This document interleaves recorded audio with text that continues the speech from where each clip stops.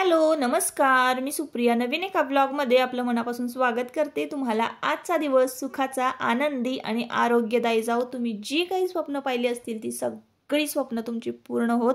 त्याचबरोबर शुभ सकाळ सर्वांना। सकाळची वेळ आहे, आजचा वार आहे बुधवार आणि सकाळची वेळ म्हणजे बघा ताईंनो, आत्ता वाजलेले आहेत 7 सकाळचे आणि सकाळी 7 वाजता मी पूजेला लागलेली आहे। म्हणजे 8 वाजता ना मला डब्याला लागायचं असतं, म्हणजे डबा करायचा असतो, मुलांचा स्वयंपाकाला लागायचं असतं। त्यामुळे अंघोळ झाली आणि इतर क्लिनिंगची कामं आटपली ना की मी देवपूजेकडे वळते। तर आजचा व्हिडिओ ताईंनो देवपूजेवरच आहे। एका ताईंची कमेंट होती की ताई तुम्ही देवपूजा कशी करता, आमच्याबरोबर शेअर करा। तर म्हटलं चला आजच्या व्हिडिओमध्ये संपूर्ण देवपूजा मी कशी करते तर हेच तुमच्याबरोबर आजच्या व्हिडिओमध्ये शेअर करणार आहे। खरं तर मला हा व्हिडिओ खूप आधी शेअर करायचा होता, पण मी खूप विचार करत होते की नक्की मी कसं शूट घेऊ किंवा मी कसं सांगू की मी देवपूजा कशी करते, तर यावरच मी विचार करत होते। पण म्हटलं चला जसं आहे तसं। तर मी पौर्णिमे दिवशी देवपूजा कशी केलेली हे मी तुमच्याबरोबर शेअर करते, तुम्हाला दाखवते। तर दर गुरुवारी अमावस्येला आणि पौर्णिमेला मी देवघर जे आहे ना ते संपूर्ण डीप क्लीन करते आणि देवघरातलं जे वस्त्र आहे ते बदलत असते। दर गुरुवारी बदलत असते। दर गुरुवारी देवघर जे आहे ते संपूर्ण डीप क्लीन करते, म्हणजे देवघरातल्या पायऱ्या वगैरे जे आहे ते सगळं काढून। तर देवपूजा मी कशी करते, आज तर पौर्णिमा होती, बुधवारचा हा व्हिडिओ आहे। तर ताईंनो, एखाद्या गुरुवारी जर आपल्याला जमलं नाही ना देवपूजा करायला किंवा देवघर डीप क्लीन करायला, तर एखाद्या पौर्णिमेला किंवा एखाद्या अमावस्येला किंवा चतुर्थीला, एकादशीला अशा दिवशी ना देवघर जे आहे ते एकदम क्लीन करायचं। आणि आपण कसं करतो, आता माझा उपवास असतो, संकष्टी असते, तर मी चतुर्थीला आवर्जून अगदी मनापासून देवपूजा करत असते। एकादशीला म्हणजे एरवी सुद्धा करतेच, पण अगदी आवर्जून अगदी वेळ देऊन छान फुलं बिलं अर्पण करून देवघर छान डेकोरेट करून अशी मन लावून आपण त्या दिवशी पूजा करत असतो। तर बघा हे पायऱ्या ज्या आहेत ना तर त्या मी बाहेर काढून घेतलेल्या आहे। आणि हे जे वस्त्र तुम्हाला दिसत असेल ना माझ्या हातामध्ये, तर ते मी एक दिवस आधीच घातलेलं होतं, कारण बघा नवीन आणलं होतं आणि मंगळवारीच मी ते घातलेलं आहे, म्हणजे आदल्या दिवशी। म्हणून मी हे वस्त्र जे काय आहे ते चेंज करणार नाही। हे वस्त्र मी ह्याचं घेतलेलं आहे बघा, वेलवेटचं।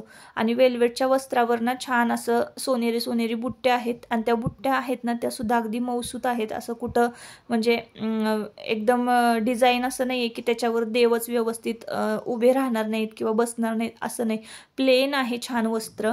आणि 3 प्रकारचे तामण घेतलेले आहेत बघा मी। एक मोठं तामण घेतलेलं आहे, एक छोटं तामण घेतलेलं आहे आणि एक घरंगळ घेतलेलं आहे।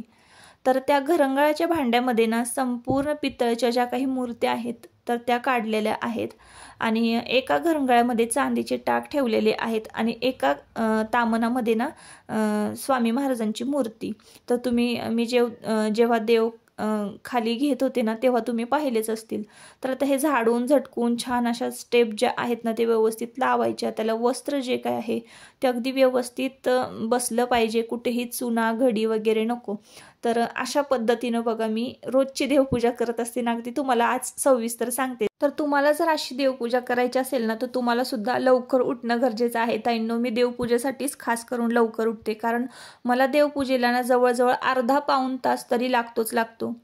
देवपूजा अशी घाई गडबडीमध्ये मी कधीच करत नाही, कारण हे काम नाहीये, ही एक प्रकारचं आपली भक्ती आहे, श्रद्धा आहे, साधना आहे। आपण देवपूजा करतो म्हणजे देवाचं नामस्मरण करत असतो, आणि ते उगाचच काहीतरी घाईमध्ये करण्यापेक्षा मला अजिबात म्हणजे देवपूजा ही घाईमध्ये करायला आवडत नाही। तर बघा मी जिथं तामण ठेवलेले आहे देवघरामध्ये, तर तिथं खाली एक देवारा पुसून घेतलेला आहे ना देवघर, ते वस्त्र खाली ठेवलेलं आहे, जेणेकरून आपले जे पाणी जे आहे देवांना आपण स्नान घालणार आहोत तर ते पाणी खाली पडायला नको। आणि काय होतं ना, फर्निचर आता नवीन घेतलेलं आहे आणि खराब व्हायला नको। तर काही लोक काय करतात, सागवानी जे लाकूड आहे किंवा चंदनाचं लाकूड आहे तर त्याचं देवघर करून घेतात, आणि ते खूप कॉस्टली जातात, माहिती आहे तुम्हाला। माहिती असेल सागवानी देवघरांची किंमत किती आहे। तर त्यामुळं ना मी तर अगदी साध्या सिंपल फर्निचरचंच देवघर तयार केलेलं आहे। आणि हे देवघर मला बघा 4,500 बसलं आहे, म्हणजे मला कमी करून दिले त्यांनी, अगदी 3.5 म्हटलं तरी चालेल, 3.5 1000 रुपयात मला हे एवढं मोठं असं देवघर त्यांनी तयार करून दिलेलं आहे आणि अगदी मजबूत आहे. लाईट वगैरे आहे, पाठीमागे सुद्धा लाईट आहे, LED लाईट वर लावलेली आहे. तर त्यामुळं ना मला हे देवघर अगदी भारी वाटलं आणि खूप छान, मी सांगितलं होतं तसंच मला त्या काकांनी करून दिलेलं आहे ना, तर त्यामुळं मला हे देवघर आवडतं. म्हणून मी हे देवघरची जास्त काळजी घेते, म्हणजे पाण्याशी जास्त संपर्क येऊ देत नाही, कारण शेवटी लाकूड आहे आणि खराब होण्याचे चान्सेस जास्त असतात. त्यानंतर परत आपण दीप लावतो त्यावेळेस सुद्धा मी काळजी घेत असते. तर देवांना बघा अशी मी साध्या पाण्यानं स्नान घालून घेतलेलं आहे आणि मी अगदी रोज घालते. अमावस्या पौर्णिमेला तर तुम्ही दुधाचा अभिषेक करा किंवा पंचामृताचा अभिषेक करा. तर आज मला फक्त अभिषेक करायला जमलं नाही, तर साध्या पाण्यानं मी रोज अभिषेक घालते देवांना. आणि अशा पद्धतीचा माझ्याकडे मौसूद असा रुमाल आहे. तर त्या रुमालानं मी चांदीचे जे देव आहे ना ते पुसून घेत असते, चांदीचे टाक, आणि मग व्यवस्थित देवघरामध्ये ते स्थानपन्न करत असते. तर अशी बघा अशा पद्धतीने मी देवपूजा करते. आता जे काही पितळेच्या मूर्त्या आहेत देवघरातल्या, तर त्या आपण त्या रुमालामध्ये घेऊन छान कोरड्या करायच्या आहेत, पुसायच्या आहेत देव स्वच्छ, आणि मग आपल्याला देवघरामध्ये ते देव ठेवायचे आहेत. तर सर्वात आधी तुम्ही पाहिलं असाल मी गणपती बाप्पांना स्नान घालून घेतलं आणि गणपती बाप्पांना सर्वात आधी देवघरामध्ये स्थानपन्न केलेलं आहे. आता ज्या काही मूर्त्या आहेत त्या सगळ्या मूर्त्यांना स्नान घालून झालेलं आहे. आता एक एक मूर्ती स्वच्छ पुसायची आणि देवघरामध्ये स्थानपन्न करायची.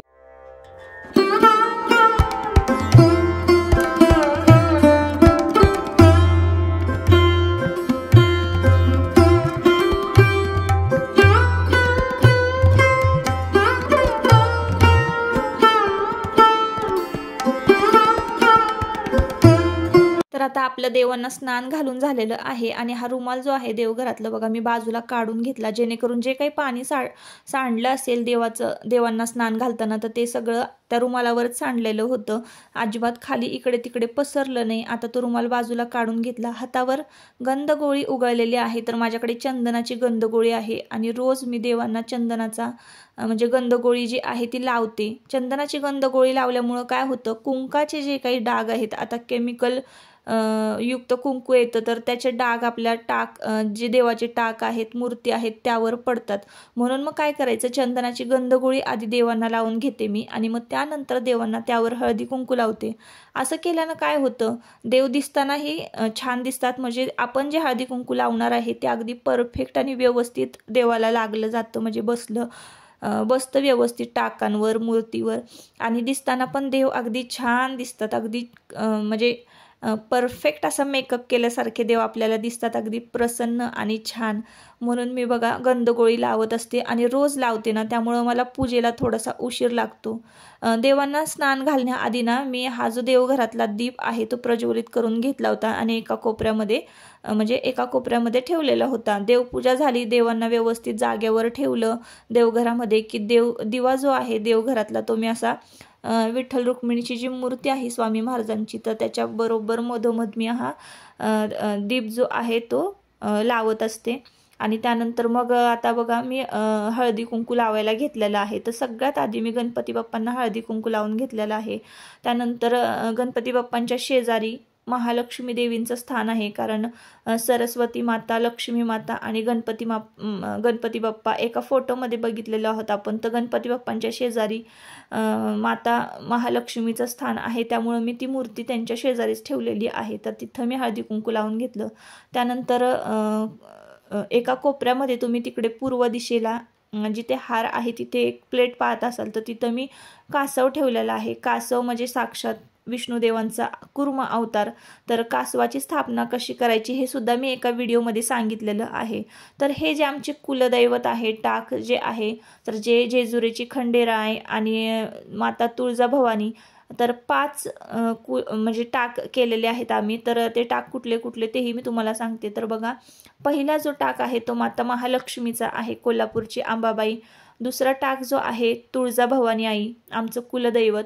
म्हणजे हे 5 महाराष्ट्रातले ना मुख्य देव आहेत, तर त्यांचे मी टाक केलेले आहेत.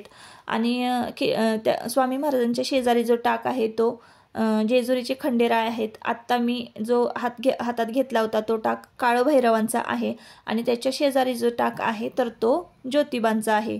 तर असे 5 टाक आहेत घरामध्ये, 5 देव. आणि आता इकडे मी अष्टगंध लावते ना, तर बाळकृष्णांची मूर्ती आहे त्यांना अष्टगंध लावते. म्हणजे ज्या देवांना आपण अष्टगंध, आता विठुरायाला काय प्रिय आहे तर बुक्का प्रिय आहे, मग विठुरायांना अष्टगंध आणि बुक्का लावायचा.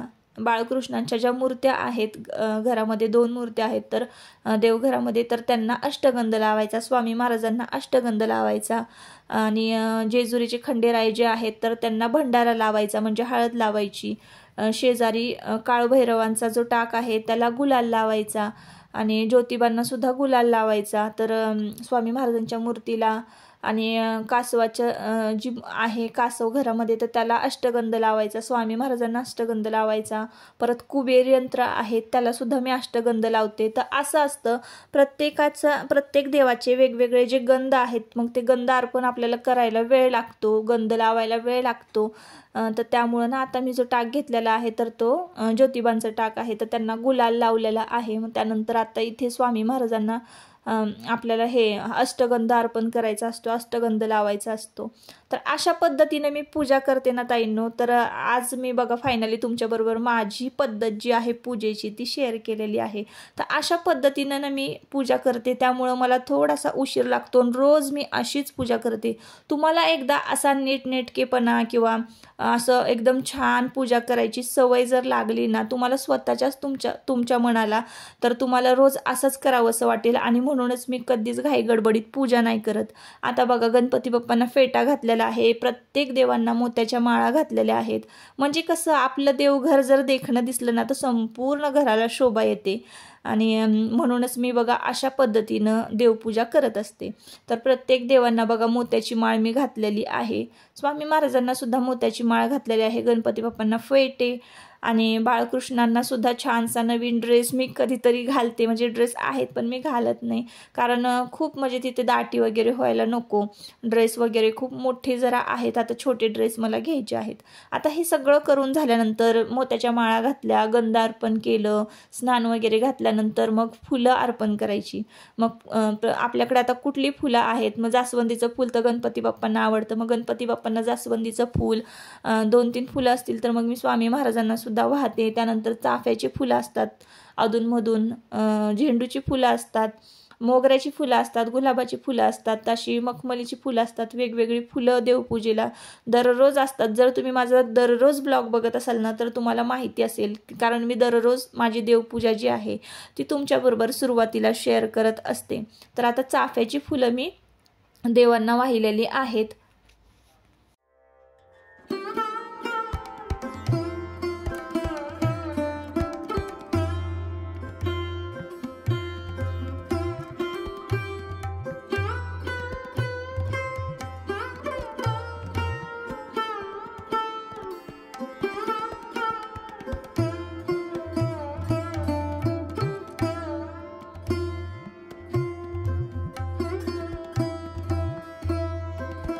प्रत्येक देवांना आता फुलं वाहून झालेली आहेत. देवपूजा करताना सुरुवातीला तर मी दिवस उगवला की भूपाळी लावत असते. 5 प्रकारच्या भूपाळ्या ज्या आहेत त्या मला माहिती आहेत ताईंनो, तुम्ही त्या नक्की ऐकाव्यात.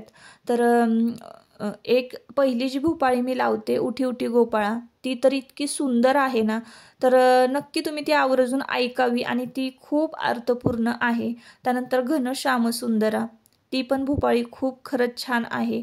तर ह्या 4-5 ज्या भूपाळ्या आहेत, त्यानंतर उठ पंढरीच्या राजा, तर ह्या 3 भूपाळी झाल्यात. आणि त्यानंतर मग जे लावते आकाशी झेप घेरे पाखरा, ते सुद्धा एक सुंदर असं अभंग आहे, गीत आहे. तर ते सुद्धा तुम्ही आवर्जून ऐका आणि ऐकून मगच सांगा की ते कसं आहे. खूप अर्थपूर्ण ही गाणी आहेत, तर ही मी सकाळी सकाळी ऐकत असते. त्यानंतर स्तोत्र मंत्र, त्यानंतर विष्णू सहस्त्रनामावली, महालक्ष्मी मंत्र, सिद्धिलक्ष्मी मंत्र, हे सगळे मंत्र जे आहेत ते मी घरामध्ये सकाळी सकाळी लावत असते. भूपाळी झाल्यानंतर, भूपाळी ऐकल्यानंतर हे सगळे मंत्र स्तोत्र जे आहेत ते घरामध्ये लावून देत असते. आता माझी देवपूजा झालेली आहे आणि हे माझ्याकडे मातीचं भांडं आहे ना, तर ते मी देवघरामध्ये ठेवलेलं आहे. म्हणजे संध्याकाळी जेव्हा आम्ही वॉकिंगला जातो ना, तेव्हा देवांसाठी म्हणजे दुसऱ्या दिवशीसाठी पूजेला फुलं घेऊन येतो, तर ते फुलं मी या पाण्यामध्ये ठेवून देत असते. आणि स्टीलचं किंवा मग इतर धातूचं भांडं असतं तर मला ते रोजच घासावं लागलं असतं. असं छान कासवाचं जे मातीचं भांडं आहे ते दिसायला पण खूप सुंदर दिसतं. त्यामध्ये पाणीसुद्धा छान थंडगार राहतं आणि फुलं 2 ते 3 दिवस अगदी फ्रेश राहतात. तर बऱ्याच जणांनी मला हे विचारलं होतं की हे भांडं कुठून घेतलं. तर हे भांडं ना मी कोल्हापूरचं जे सिद्धगिरी मठ आहे त्या मठातून मी हे भांडं घेतलेलं आहे मातीचं आणि त्यामध्ये मी फुलं वगैरे ठेवून देत असते. तर ह्या भांड्यामुळं काय होतं, घरामध्ये सुद्धा किंवा तिथल्या जागेमध्ये ना खूप असा थंडावा जाणवतो. तिथलं पाणी जे आहे ते एकदम थंड होतं आणि फुलं पण छान फ्रेश राहतात. तर भांड्यातलं पाणी जे आहे ते मी रोज बदलते. पाणी बदलून घेतलेलं आहे. देवाला साखरेचं नैवेद्य दाखवलेलं आहे. पिण्याचं पाणी जे आहे देवांना एका गडव्यामध्ये भरून ठेवलेलं आहे आणि रांगोळी काढलेली आहे. रांगोळी काढून झाली, रांगोळीवर हळदी कुंकू व्हायचं आणि मग धूप दीप प्रज्वलित करायचं, धूप लावायचा, नमस्कार करायचा आणि आपल्या तोंडी जे मंत्र येतील ते सगळे बोलायचे आणि मग मनापासून देवाला नमस्कार करायचा. मग माझी देवपूजा पूर्ण होते. तर अशी आहे ताईंनो माझी देवपूजा आणि असा आहे आजच्या देवपूजेचा व्हिडिओ. तर देवपूजा मी तुम्हाला अगदी जवळून दाखवते कशी झालेली आहे. आणि तुम्हाला जर हा व्हिडिओ आवडला असेल ना ताईंनो, नक्की आपल्या चॅनलला सबस्क्राईब करा आणि व्हिडिओला एक लाईक करा. आणि तुम्हीसुद्धा अशाच पद्धतीनं जर तुम्हाला आवडत असेल तर देवपूजा एखाद्या दिवशी करून बघा. तुम्हाला खरंच छान खूप प्रसन्न वाटेल आणि ज्या गोष्टी आपण मनापासून करतो ना, तर त्या गोष्टी आपल्या घरामध्ये नक्कीच सकारात्मकता आणतात. तर बघा ताईंनो, तुम्ही जर अशी देवपूजा केली ना तर देवाला नक्की तुमच्या घरी येणं भाग पडेल. तर मला असं वाटतं की मी अशा पद्धतीनं जेव्हा देवपूजा करते ना, खरोखरच देव मला दर्शन द्यायला येतो. तर बघा अशी असते माझी साधी भोळी देवपूजा आणि माझं हे सगळं देवपूजेचं जो व्हिडिओ आहे मी तुमच्याबरोबर शेअर केलेला आहे. तर इकडे बघा हे टाक आहे ज्योतिबाची, काळभैरवनाथ, इकडे पंढरपूरचे विठू रखुमाई, बाळकृष्ण, महादेवांची पिंडी आहे, महालक्ष्मी, गणपती बाप्पा ज्यांना फेटा घातलेला आहे ते आहेत. त्यानंतर अन्नपूर्णा देवी, गाय वासराची जी मूर्ती आहे ती आहे. तर असो. आणि बघा एका ताईंनी सांगितलं होतं की ताई देवघरसुद्धा दाखवा. तर देवघराला बघा असं ड्रॉवर आहे, त्यामध्ये मी शिवलीलामृत वगैरे ग्रंथ जे आहेत ते ठेवलेले आहेत आणि थोडंफार सामान ठेवलेलं आहे. ते मला अजून व्यवस्थित लावायचं आहे. पण हे बघा असं आहे माझं देवघर. मी संपूर्ण असं दाखवते तुम्हाला. तर इकडे आजूबाजूला गजलक्ष्मी आहेत आणि शुभलाभ लिहिलेले आहेत. गणपती बाप्पा आहेत. पुढे समया ज्या आहेत त्या समयांच्या पाठीमागे स्ट्रीप लाईट लावलेली आहे, जेणेकरून अंधारामध्ये देवारा जो आहे ना तो अगदी उठून दिसतो. आणि इकडे गजलक्ष्मी आहेत. त्यानंतर ओम काढलेले आहेत, कमळाची फुलं काढलेली आहेत. तर मला अगदी जसा पाहिजे होतं ना देवघर तसंच देवघर मला मिळालेलं आहे. तर आता मला या बाजूला ना छोट्या छोट्या घंट्या बसवून घ्यायच्या आहे, म्हणजे देवघर अजून छान दिसेल. तर असो ताईंनो, आजच्या व्हिडिओचा इथं शेवट करते. परत आपण पुन्हा भेटूया नवीन एका व्हिडिओ मध्ये. तोपर्यंत स्वतःची काळजी घ्या आणि मजेत राहा. Bye bye.